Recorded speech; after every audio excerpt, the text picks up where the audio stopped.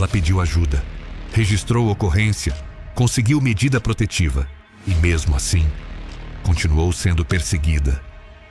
O que começa como uma história de amor à distância atravessa países, passa por promessas de mudança, manipulação, controle e ameaças cada vez mais explícitas. Mas essa não é apenas mais uma história sobre um relacionamento abusivo. É a história de uma mulher que tentou recomeçar, que tentou viver, que tentou ser feliz e que acreditou que, finalmente, estava segura. Só que havia alguém que não aceitava perder o controle. Sinais claros foram ignorados, o medo foi normalizado e uma sequência de alertas terminou da pior forma possível.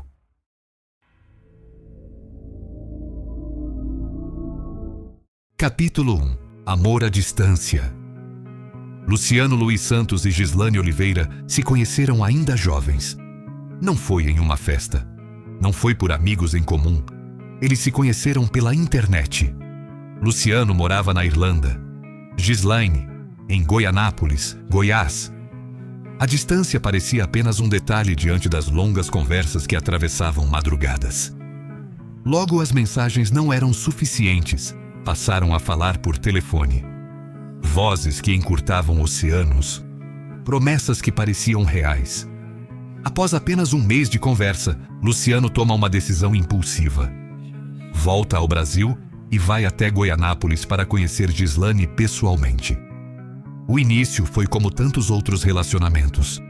Sorrisos, proximidade, planos sussurrados ao pé do ouvido, promessas de um futuro juntos. Em poucos dias, Gislane toma uma decisão que mudaria sua vida para sempre. Decide ir embora com ele para a Irlanda. Mas antes de embarcar para essa nova vida, algo acontece. A irmã de Luciano chama Gislane para conversar. Uma conversa que parecia um simples alerta, mas que carregava um peso enorme. Ela tenta convencer Gislane a ficar longe do irmão. Diz que Luciano era agressivo, que nunca respeitou mulher, que abusava fisicamente dela, que desrespeitava a própria mãe. Era um aviso claro, direto, cru, mas Gislane estava apaixonada. Ela acreditava que com ela seria diferente, que o amor transformaria o que ninguém antes conseguiu transformar. E, ignorando os alertas, seguiu adiante rumo à Irlanda. No início, tudo parecia caminhar bem. Pouco tempo após chegar ao novo país, Gislane descobre que está grávida. Um momento que deveria ser apenas felicidade, e por um instante foi. Mas junto com a alegria de esperar um bebê, algo começou a crescer dentro dela. O pavor. Luciano começa a revelar uma outra personalidade, uma face que até então estava escondida. Ele se mostra obsessivo. Mesmo grávida, Gislane passa a ser trancada dentro do quarto. Proibida de sair, isolada. As paredes se tornam limites físicos e psicológicos. Nas poucas vezes em que o casal saía à rua, o controle era absoluto. Luciano analisava cada gesto dela, cada movimento, cada olhar. Se Gislane olhasse para alguém, ainda que por segundos, a ira dele se acendia. E isso já era motivo suficiente para as agressões começarem. Luciano agredia Gislane física e psicologicamente. O que começou como um romance à distância havia se transformado em uma rotina de medo. Sozinha em outro país, grávida, isolada e vivendo com um homem que pouco a pouco deixava claro que o amor que prometeu jamais existiu. Capítulo 2. O controle. Quando retornaram ao Brasil, Gislane alimentava uma esperança silenciosa. Agora seria diferente. Estava perto da família, perto de quem poderia protegê-la, perto de casa. Mas o que ela não sabia é que o perigo nunca esteve no país errado. Ele sempre esteve ao lado dela. O casal agora tinha 2 filhos, Brendo, o mais velho, e Caio, o caçula. Do lado de fora pareciam uma família comum. Do lado de dentro, o medo era rotina. Gislane sempre foi uma mulher muito devota a Deus. A igreja era seu refúgio, o único lugar onde encontrava paz. Participava dos cultos, orava, Buscava forças para suportar o que vivia.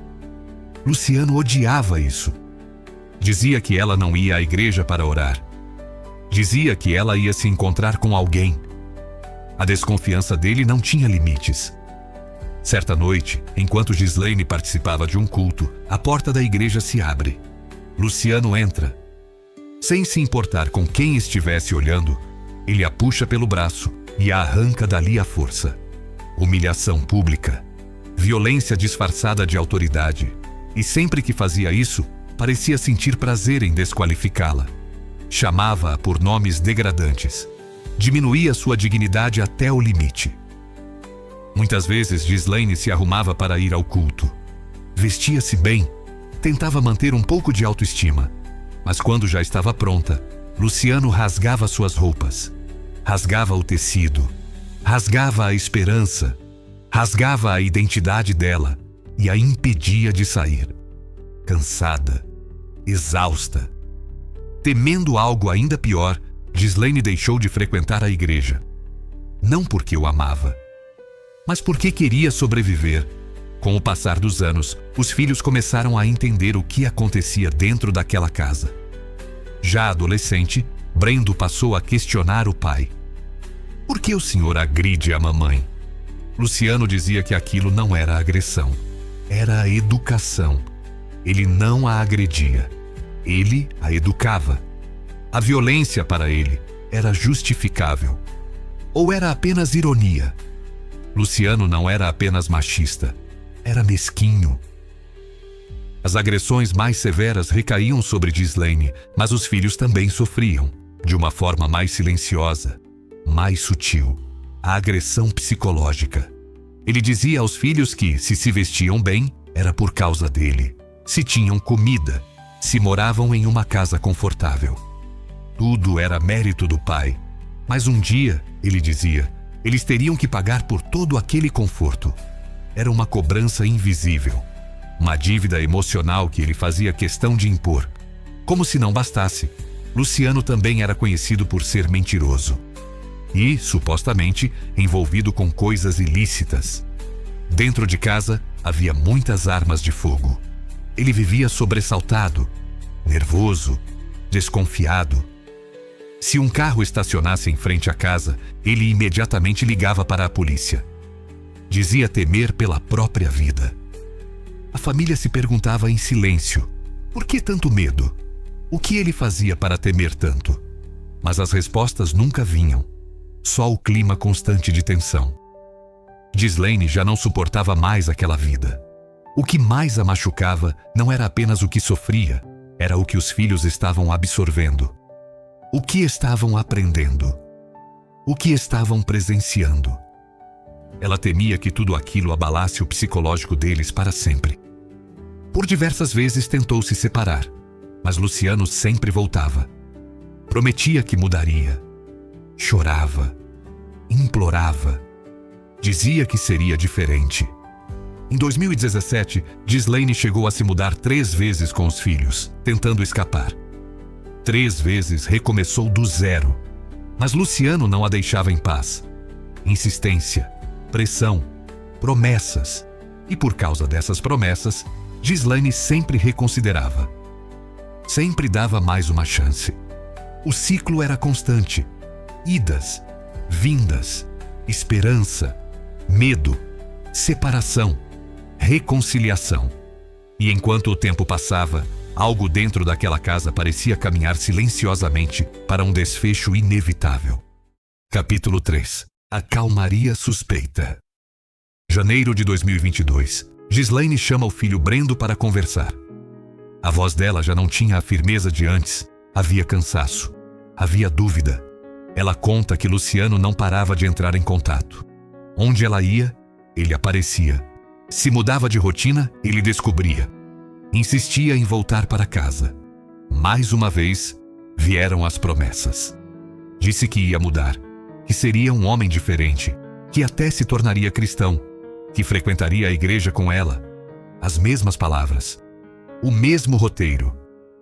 Ghislaine estava em dúvida. Mas Brendo? Não. Ele tinha certeza absoluta. O pai jamais mudaria. Aconselhou a mãe a não reatar o relacionamento. Disse que a família estava em paz sem ele dentro de casa, que a tranquilidade que haviam conquistado era preciosa demais para ser arriscada. Ele queria que tudo permanecesse assim, mas foi inútil. Um mês depois, Luciano estava de volta. Só que dessa vez, algo parecia diferente. Luciano disse que queria se casar com Ghislaine. Talvez uma tentativa de oficializar o controle. Talvez mais um domínio disfarçado de compromisso. Mas Ghislaine respondeu com cautela. Disse que queria pensar mais, que dessa vez não queria agir por impulso, que precisava refletir. Era a primeira vez que ela colocava um freio. Os meses passam e aparentemente tudo segue um rumo diferente, sem grandes discussões, sem escândalos, uma calmaria que parecia real. Em junho de 2022, Ghislaine decide visitar a avó. Fazia muito tempo que não a via. Planejou tudo com cuidado. Arrumou as malas, organizou cada detalhe. Combinou com Luciano que sairiam às 5 da manhã. Mas na véspera da viagem, ele muda de ideia. Diz que desistiu. Ghislaine estranha. Pergunta o motivo. Luciano responde que está sem dinheiro, que não gosta de viajar assim. Ela tenta contornar. Diz que pode pedir dinheiro emprestado, que aquele momento seria bom para os dois se reaproximarem. Uma oportunidade de fortalecer o relacionamento. Mas Luciano é irredutível. Disse que estava decidido. No dia seguinte, Ghislaine e os filhos seguem viagem sem ele. Ao chegarem à casa da avó, o clima era leve, familiar, acolhedor. Mas foi ali que tudo começou a mudar. Brendo tinha o perfil do pai de uma rede social conectado em seu celular. De repente ele ouve o som de notificações. Uma, depois outra. Curioso, decide abrir. E o que viu o irritou. Mensagens. Seu pai marcando um encontro com uma mulher. Em uma delas ele escreve: Ghislaine saiu. Podemos nos encontrar hoje. Brendo fica perplexo. O homem que sempre acusava. O homem que desconfiava de tudo. Que dizia que a mãe ia à igreja para encontrar alguém. Agora se revelava o traidor. A hipocrisia era gritante, mas Brendo sabia exatamente o que fazer com aquela informação. Decidiu ficar calado. Olhou para a mãe. Ela estava feliz, sorrindo, se divertindo ao lado das pessoas que amava. Havia leveza em seu rosto, algo raro. Ele não queria destruir aquele momento. Então guardou tudo: a revolta, a indignação, a confirmação de tudo o que sempre soube. Guardou para si, e sem saber, aquele silêncio estava apenas adiando uma tempestade que já começava a se formar. Capítulo 4. Poder e obsessão. Quando voltaram da viagem, algo estava diferente. Luciano estava estranho, calado demais, distante demais. Mal falava. Permanecia fechado em seu próprio mundo, como se algo estivesse sendo calculado em silêncio. Já não queria dividir a cama com Ghislaine. Passou a dormir em outro quarto, longe dela. O afastamento não era apenas físico, era emocional. Era estratégico. Em dezembro de 2022, Luciano chama Ghislaine para conversar. Disse que, já que ela não queria formalizar a união, ele iria embora. Talvez esperasse que ela implorasse, que pedisse para ele ficar, que demonstrasse medo da solidão. Mas não foi isso que aconteceu. Ao contrário do que Luciano imaginava, Ghislaine permaneceu tranquila. Não o pediu para reconsiderar. Ela sabia que, talvez pela primeira vez em muitos anos, a paz estivesse realmente próxima. Brendo e Caio respiraram aliviados. O que mais queriam naquele momento era ver o pai longe de casa. Mas a saída dele não significou o fim. Mesmo separados, e mesmo tendo sido ele quem decidiu ir embora, Luciano não estava conformado. Porque para ele, a separação não representava o encerramento de um relacionamento. Representava perda de poder. E Luciano não estava disposto a perder. O controle precisava continuar. A partir daquele momento, Ghislaine passou a viver sob vigilância constante. Mensagens incessantes, ameaças veladas e depois, diretas. Aparecimentos inesperados. O tom das discussões mudou. Já não eram brigas de casal. Eram ameaças reais. Luciano passou a entrar constantemente em contato com Isabeli, namorada de Brendo. Queria informações sobre Ghislaine. Perguntava se ela estava namorando, por onde tinha andado, com quem saía. Tentava manipular Isabelle, colocá-la contra a própria sogra. Mas ao perceber que isso não funcionaria, a situação escalou. Luciano começou a ameaçar Ghislaine de morte. E fazia isso falando com a própria nora. Por onde passava, tentava denegrir a imagem de Ghislaine. Ameaçava-a para quem quisesse ouvir. Ligava constantemente para a ex-companheira, proibindo-a de sair com amigos. Proibia qualquer possibilidade de reconstrução da vida. E dizia, sem rodeios, que a mataria caso estivesse namorando. A obsessão de Luciano já não era apenas ciúme, beirava a loucura. Ele passou a perseguir Ghislaine em todos os lugares. Durante madrugadas inteiras, ficava vigiando a casa dela, observando cada movimento, cada luz acesa, cada sombra na janela. Procurava qualquer indício que, na mente dele, justificasse sua ira. Além disso, começou a usar os filhos como instrumentos de pressão. E também questões patrimoniais. Tudo se tornava motivo para conflito. Qualquer assunto virava pretexto para intimidar. A tensão era constante. E Ghislaine começou a sentir medo. Não era mais apenas desconforto. Não era mais apenas insegurança. Era medo real. E quando o medo deixou de ser apenas uma sensação, ela procurou ajuda. Capítulo 5. O medo documentado. Em 2022, Brendo se forma no ensino médio. Era uma conquista, um marco, um momento que deveria ser apenas celebração. Todos foram convidados para o baile de formatura. Todos, menos Luciano. Brendo queria uma noite leve, feliz. Não queria que o pai transformasse aquele momento em tensão. Mas Luciano apareceu. Não cumprimentou. Não celebrou. Observou. Ficou à distância, investigando com os olhos, como se procurasse algo. Como se estivesse ali não para prestigiar o filho, mas para vigiar. Depois foi embora. A festa terminou. Tudo parecia normal. Até que chegaram em casa. Luciano estava sentado no sofá da sala. Como entrou? Quem autorizou? Ele simplesmente estava lá. A presença silenciosa era mais perturbadora do que qualquer grito. Ghislaine se irritou. Ordenou que ele saísse. Disse que ele não tinha o direito de invadir sua casa daquela maneira. Mas aquela invasão não era apenas física. Era psicológica. Era um recado. Eu ainda estou aqui. Dessa vez, Ghislaine decidiu agir. Foi até a polícia. Registrou o boletim de ocorrência. Relatou a perseguição constante, as rondas, as ameaças e revelou algo que assustou até investigadores experientes. Em uma das ameaças, Luciano teria dito que cortaria a cabeça dela e levaria em uma bandeja para a própria mãe. O nível de violência nas palavras já não deixava dúvidas. Diante da gravidade, a justiça concedeu uma medida protetiva. Luciano estava proibido de se aproximar. No papel, Ghislaine estava protegida. Na prática, não. Ele descumpriu a ordem judicial repetidas vezes. Continuou rondando. Continuou intimidando. Disse a Brendo que, se fosse preso por causa de Ghislaine, não a perdoaria e a ameaça piorou. Disse que, se visse Ghislaine com outro homem, mataria ambos. E que trocaria tiros com a polícia até ser morto. As palavras já não eram impulsivas, eram declarações claras de intenção.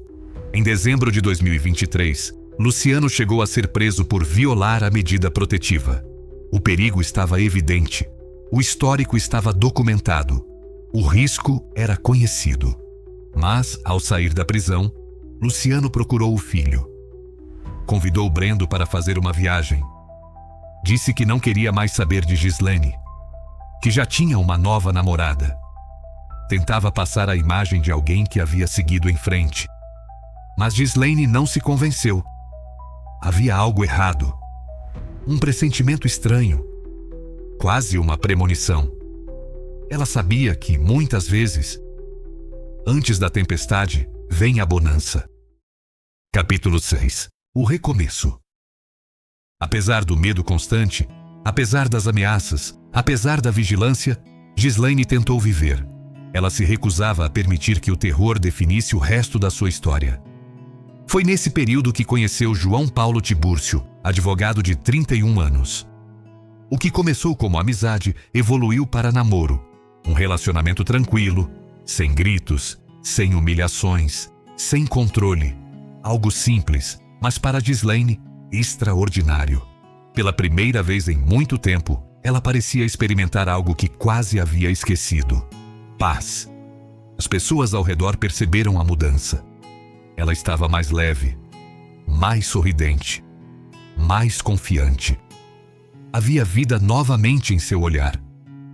Em janeiro de 2024, Gislaine tomou uma decisão simbólica, mas poderosa. Assumiu publicamente o novo amor. Em uma rede social, mudou o status para "em um relacionamento sério". Publicou uma foto ao lado de João Paulo. Era apenas uma imagem, um registro de felicidade. Para Luciano, aquilo não foi apenas uma foto. Não foi apenas uma atualização de status. Foi a confirmação pública de algo que ele se recusava a aceitar. Ele havia perdido o controle. E na mente dele, isso era imperdoável. Naquele momento, algo se rompeu. E ele decidiu que não aceitaria aquilo. Antes de continuar o vídeo, recomendo que, se você se interessa por esse tipo de assunto, não deixe de se inscrever em nosso canal.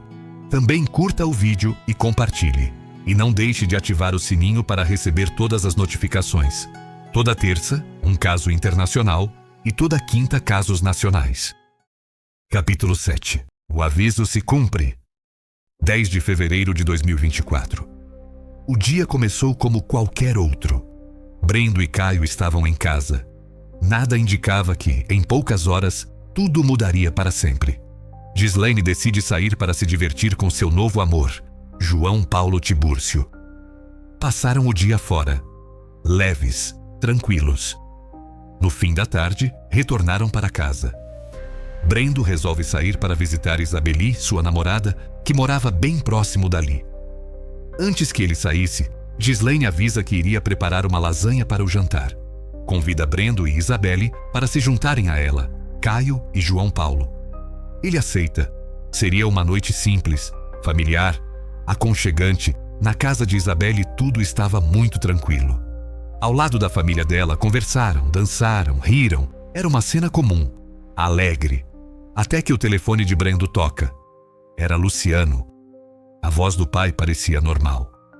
Pergunta onde ele está. Em seguida, faz uma proposta inesperada.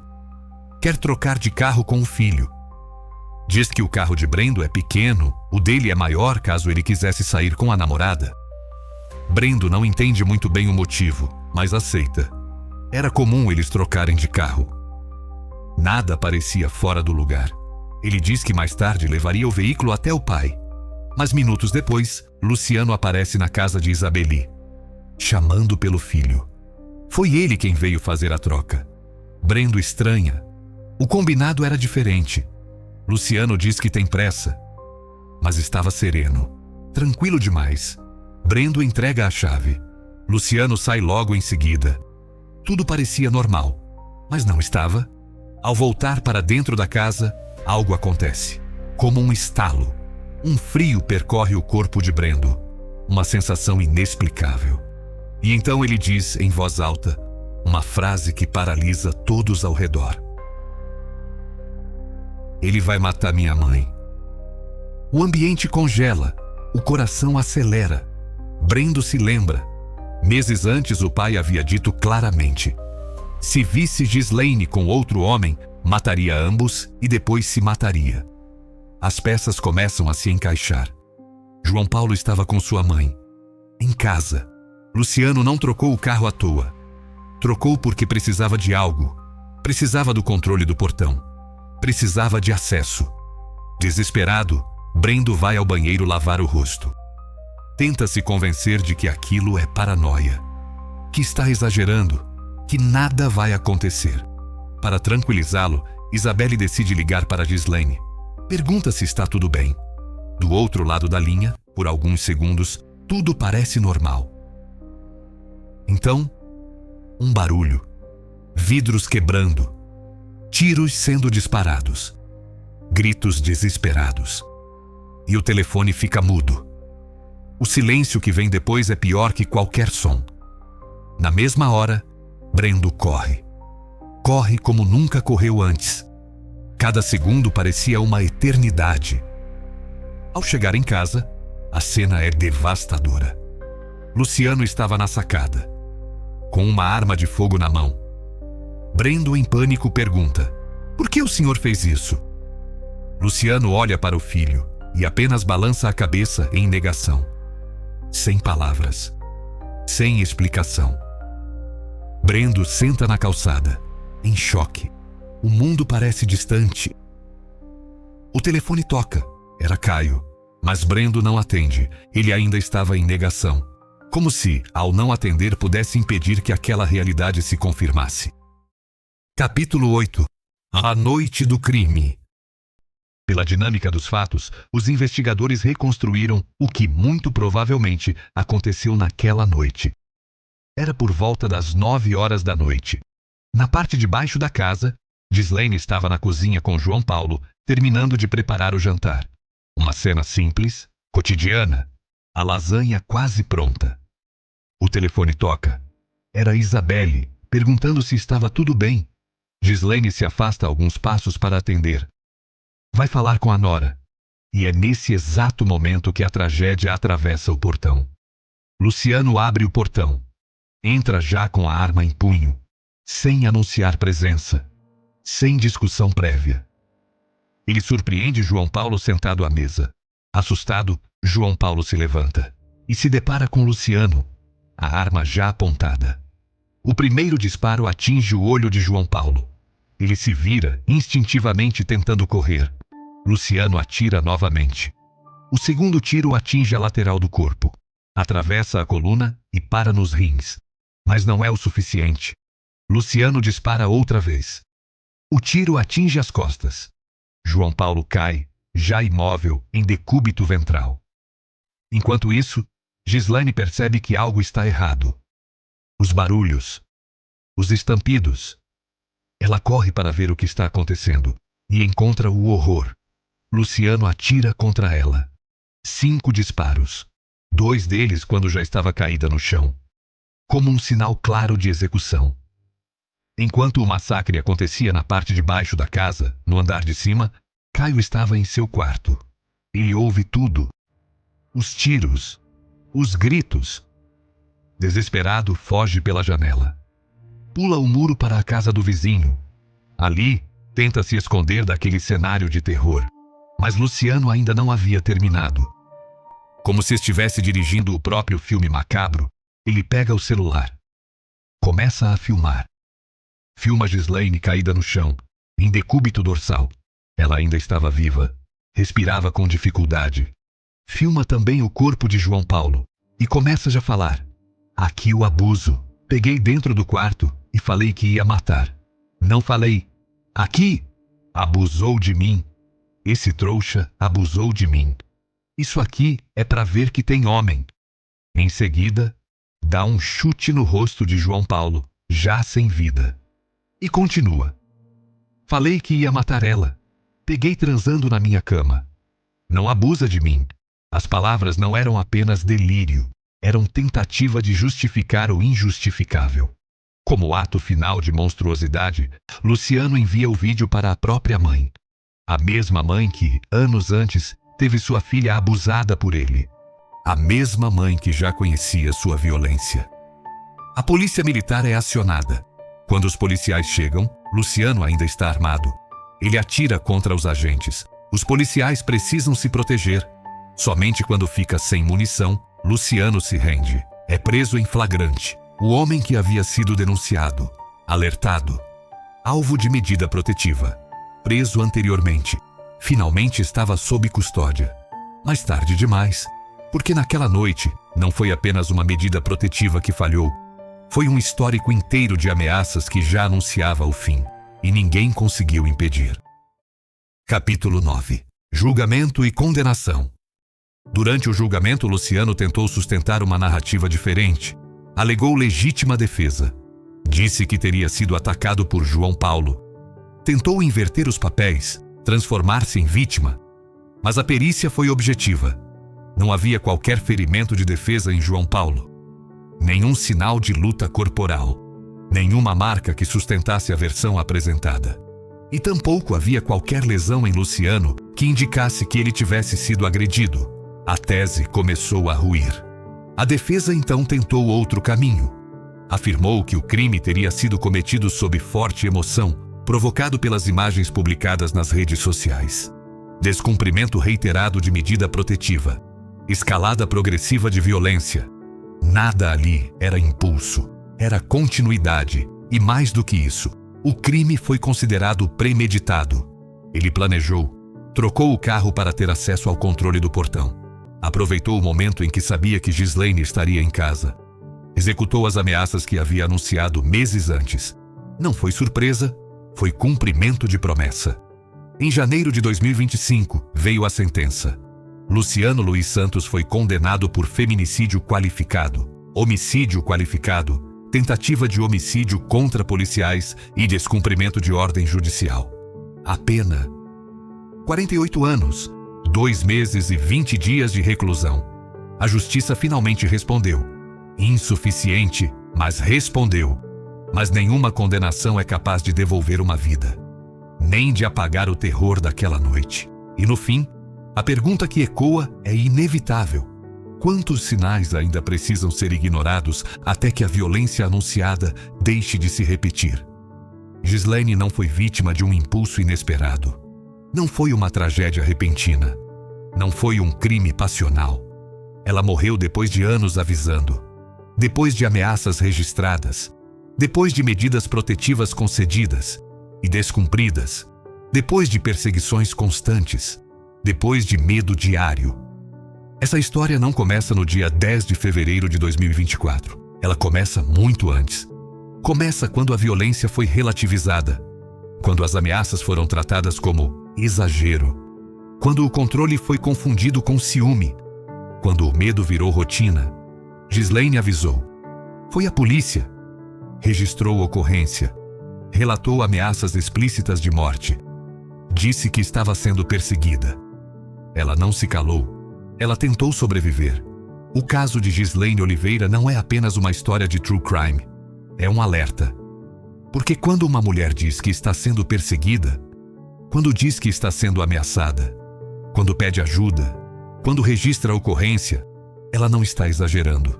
Ela não está inventando. Ela está tentando continuar viva. E toda vez que esses sinais são ignorados, o desfecho pode ser irreversível. Que a história de Ghislaine não seja apenas mais um caso contado. Que seja um chamado à responsabilidade. Porque violência anunciada não é surpresa, é falha. E muitas vezes é uma falha coletiva. E você acha que a pena aplicada foi suficiente para Luciano responder por todo esse massacre? Participe, deixe seu comentário e não se esqueça de se inscrever. Até o próximo vídeo.